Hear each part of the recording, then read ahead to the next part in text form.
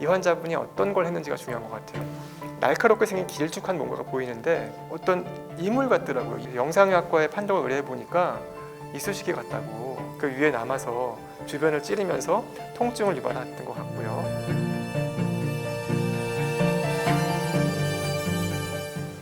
안녕하세요. 저는 응급학과에서 근무하고 있는 교수 김근수라고 합니다.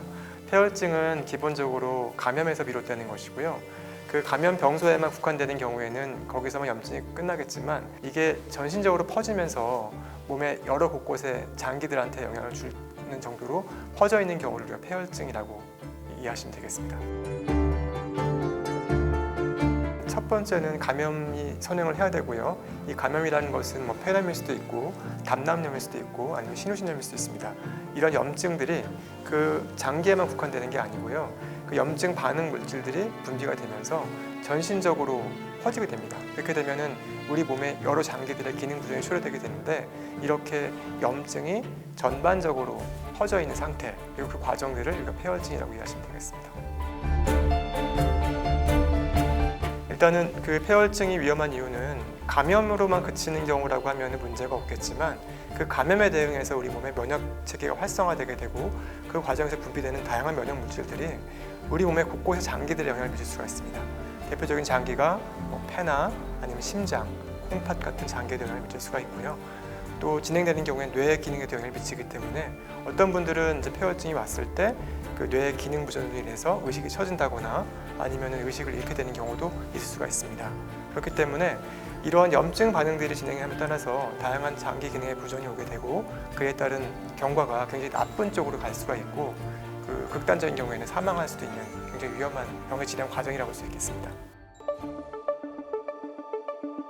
일단은 그 폐혈증은 특이 증상이 없어요. 일단 처음에는 가장 의심할 수 있는 것 중에 하나가 열이고요. 어떤 분들은 열이 아니라 오히려 체온이 좀 저하돼서 저체온이 오는 경우도 있고요.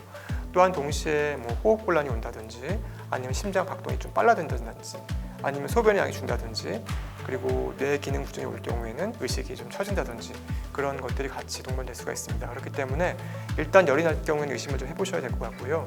환자분이 평소와 다르게 호흡이 빨라진다든지 심박수가 좀 빨라진 것 같다, 뭔가 안절부절하는 것 같다, 그럴 경우에는 폐혈증을 의심을 해볼 수 있겠습니다.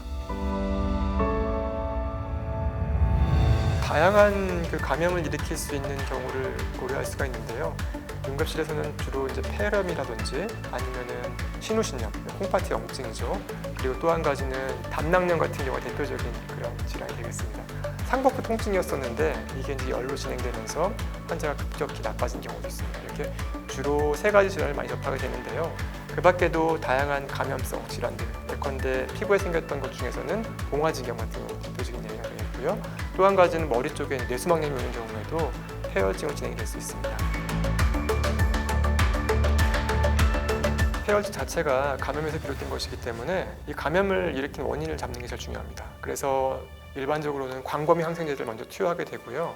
그리고 환자분들이 대부분의 경우에는 전신으로 가는 혈류 공급이 충분하지 않기 때문에 이런 어떤 혈류 공급 장애에 따른 그런 현상들이 보이게 됩니다. 그 대표적인 예가 이제 젖산 수치의 증가를 볼 수가 있는데요. 우리가 일단 폐혈증이 의심되는 경우에는 그 젖산 수치를 한번 측정을 해보게 되고 그게 많이 상승된 경우에는 충분한 양의 혈류 공급을 하게 됩니다. 저희가 일단 수액을 공급을 하게 되는데요. 이 수액을 충분한 양을 공급하게 됩니다. 보통은 이제 몸무게 1kg 기준으로 한 30ml 정도를 투여하게 되는데 대략 한 50kg 정도의 환자분이라 한다면은 1.5리터 정도의 수액을 급속도로 정주하게 됩니다. 그렇게 되면은 많은 분들이 혈압을 좀 다시 정상 수준으로 올라가는 경우가 많지만 이렇게 해도 혈압이 회복되지 않는 경우에는 저희가 승합제라고 하는 약제를 쓰게 됩니다. 대표적인 약제가 노에피네프린이라는 약제가 있는데요.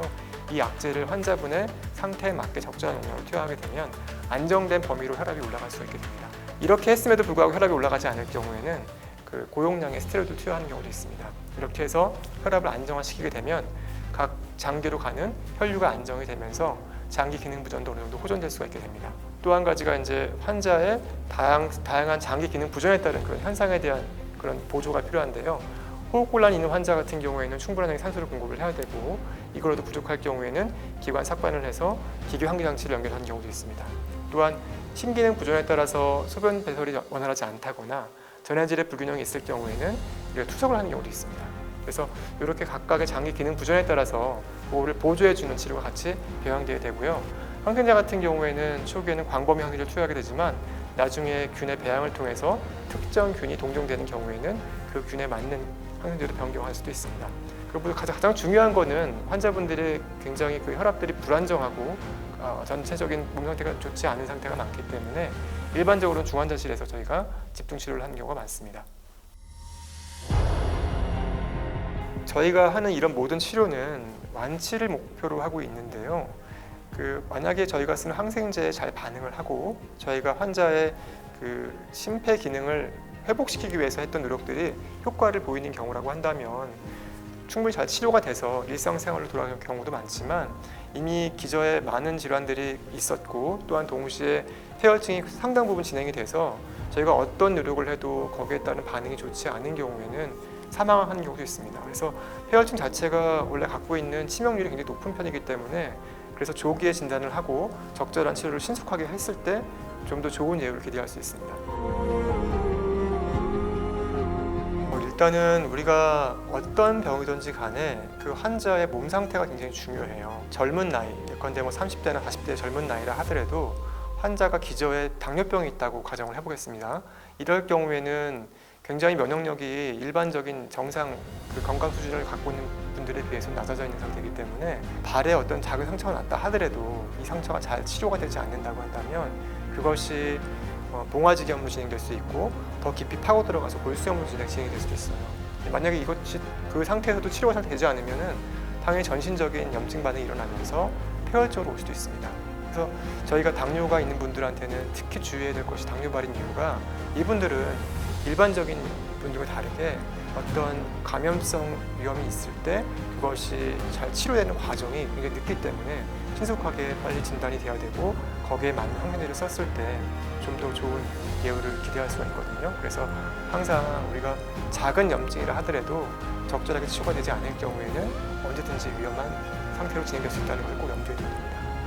70대 남자 환자분이셨는데요. 복통이 있다고 내원을 하셨어요. 근데 저희가 기본적으로 응급실에서 하는 검사들을 다 시행을 했죠. 혈액 검사도 시행을 해보고 엑스레이도 찍어봤는데 이상이 없는 거예요. 아무리 봐도. 근데 딱 한 가지 이상이 있던 게 뭐였냐면은 응급실에서 하는 검사 중에 하나가 CRP라고 해서 우리 몸의 염증 반응을 보는 검사가 있거든요. 근데 이분이 특이하게도 정상 수치 대비 10배 정도 올라가 있었어요.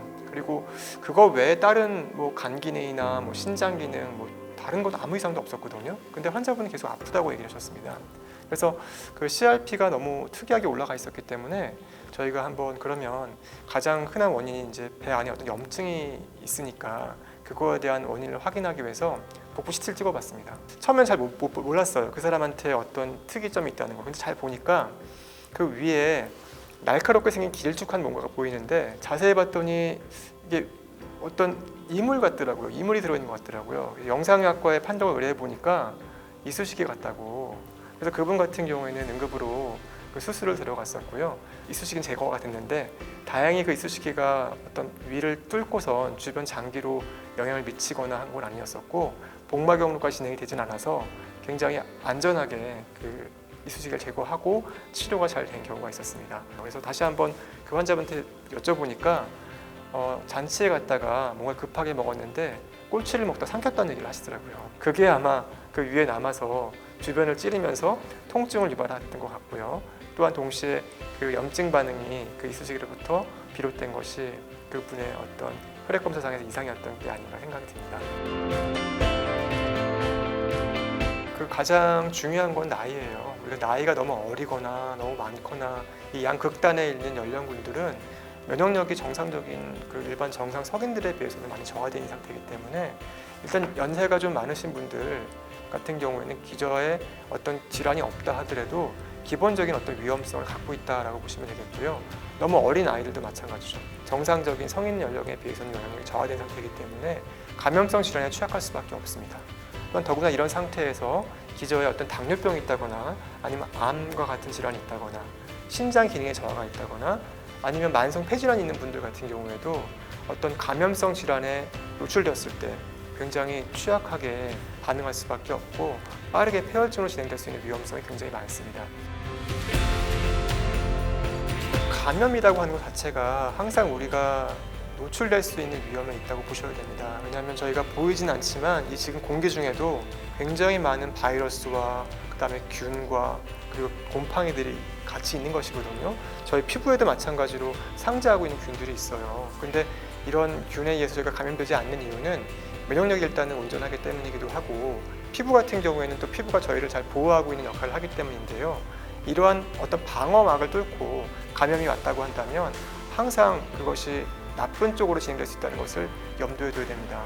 여러 번 강조하지만 특히 기저질환이 있으신 분들 늘 그것들이 더 진행이 되면서 악화될 수 있다는 가능성을 늘 염두에 두셔야 되고요. 그렇기 때문에 항상 몸에 이상이 있을 때는 늘 가까운 병원을 찾는 그런 게 굉장히 중요하다고 하겠습니다. 그리고 급한 경우에 외래가 진료가 안 되면 응급실이 있으니까요. 응급실에 오셔서 응급의학과 선생님들한테 치료를 받으시고 거기에 맞게 치료를 받으시는 게 굉장히 중요합니다.